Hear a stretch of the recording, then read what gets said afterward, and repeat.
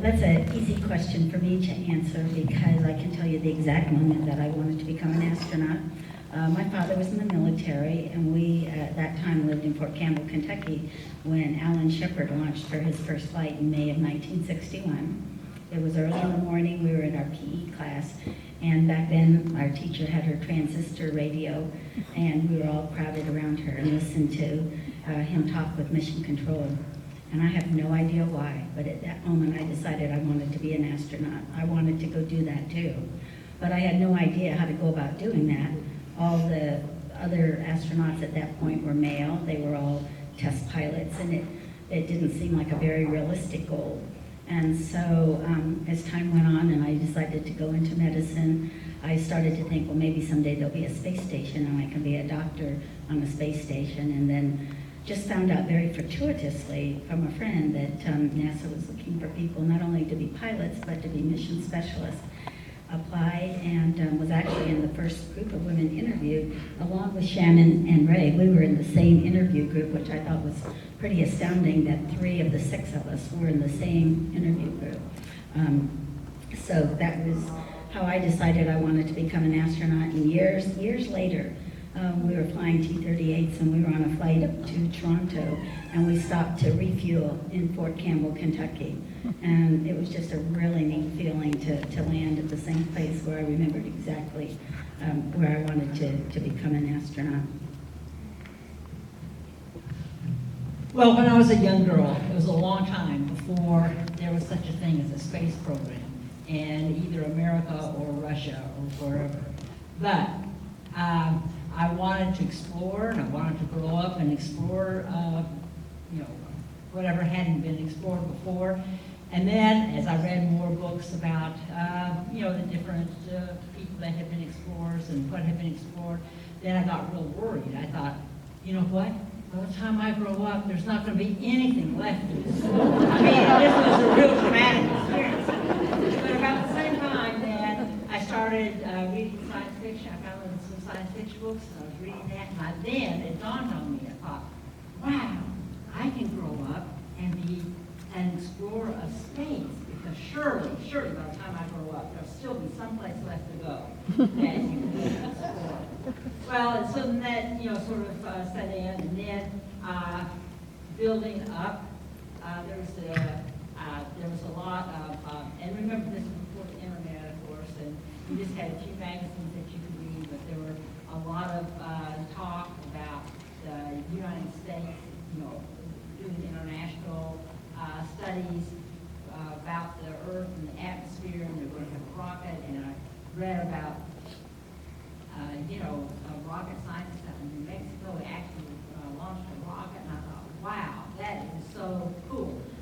And then when I was in the 10th grade, Sputnik launched, and that was sort of a paradigm changer. I mean, it was just an amazing thing. I can still remember standing outside the school building and thinking about the satellite that was going overhead and how this just changed everything for humanity is what I was thinking at the time.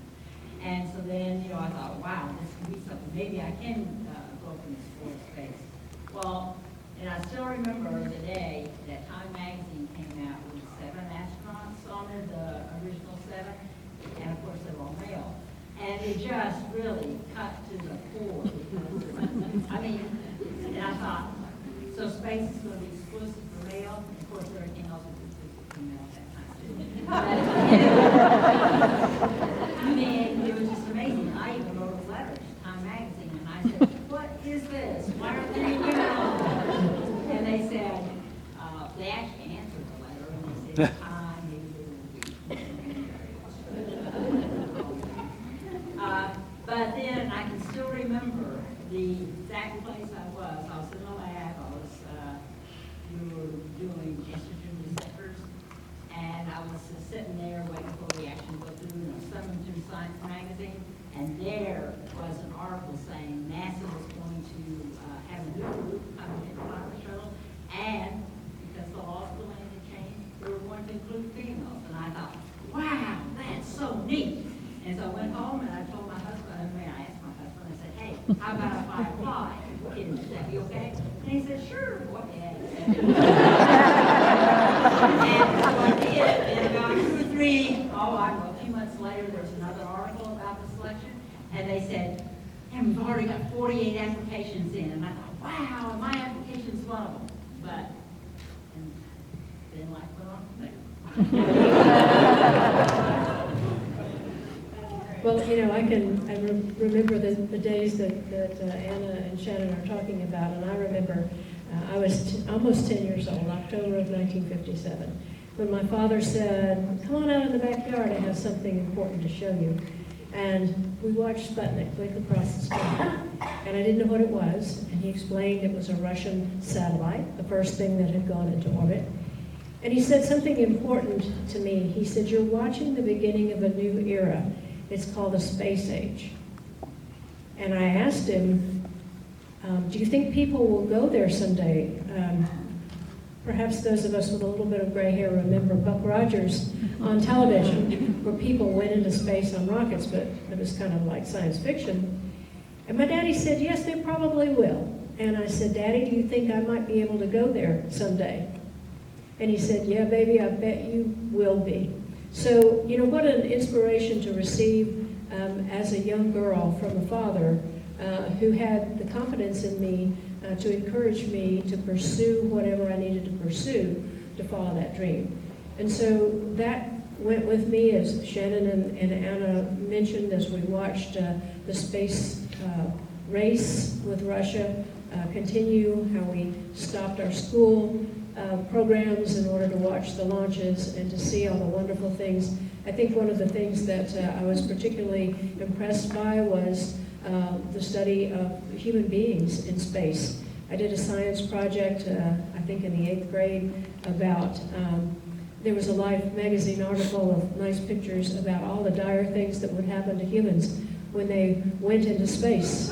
They wouldn't be able to swallow their saliva, they'd go crazy from the isolation. And I thought, that just can't be true, but it's going to be an interesting thing to study. And that's why I got interested in medicine and thought perhaps I would be involved in those studies in the future. And I think that's how it all evolved for me. But, for all the young people who got interested in space back then, I think some of us were very lucky to have come along at the right time for them.